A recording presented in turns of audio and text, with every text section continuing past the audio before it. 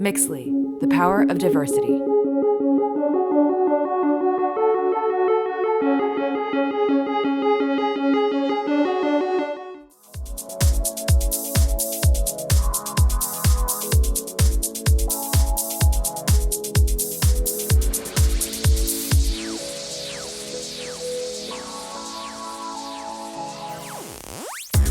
So we actually went over to the office, Fans Tang office, which is like a branch of the China branding group. They focus a lot on like branding celebrities and athletes, integrating them into like the Chinese culture. Very interesting business and also very exclusive.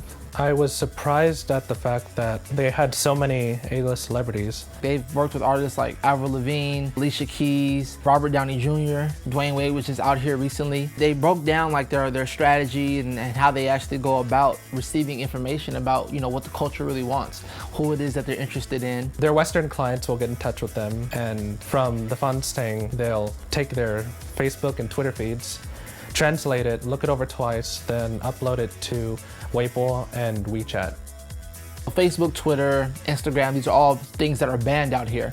They have replacements. They have like Weibo, WeChat, and even Youku. Youku is like similar to YouTube video sharing platform, whereas Weibo is it's like a mix between Twitter and Facebook, all in the same.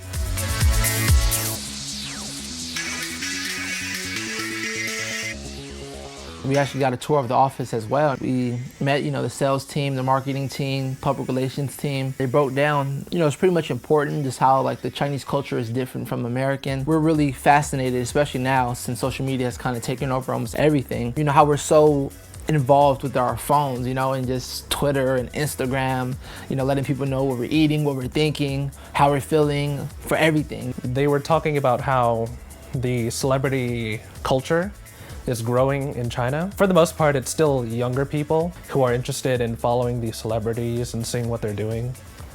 But they have a growing demographic of not only young people, but also some of the older generation. They were explaining to us that only about 30% of the Chinese culture, they actually share insight into their life, while I guess the other 70%, they just like to observe and watch and see what other people are doing.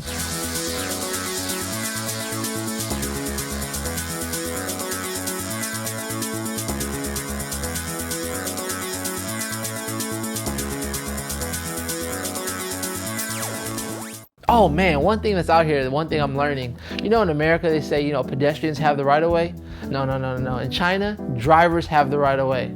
I mean, the light can be red and your light can be green and you're walking across the street, you still have to look both ways. You cannot be sure that, you can get from one end to the next end without getting hit. The drivers and the pedestrians and the people on the mopeds and bicyclists, they all have like this mutual understanding of just how they're gonna transport from one place to the next.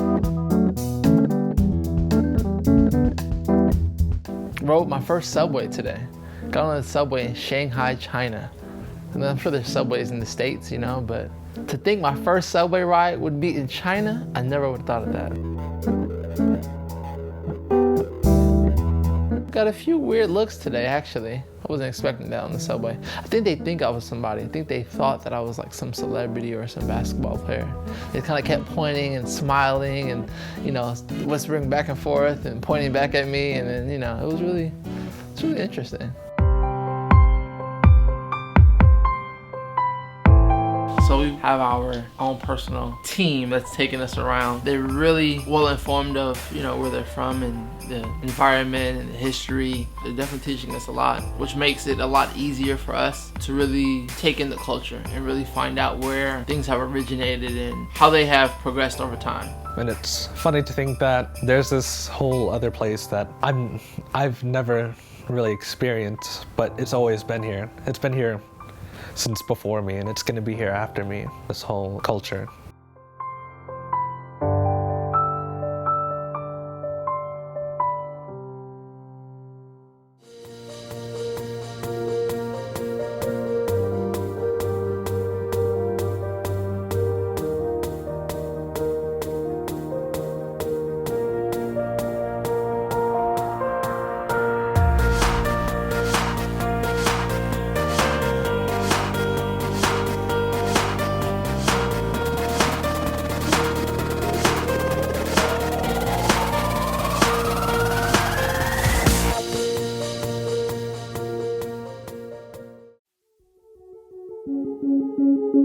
you.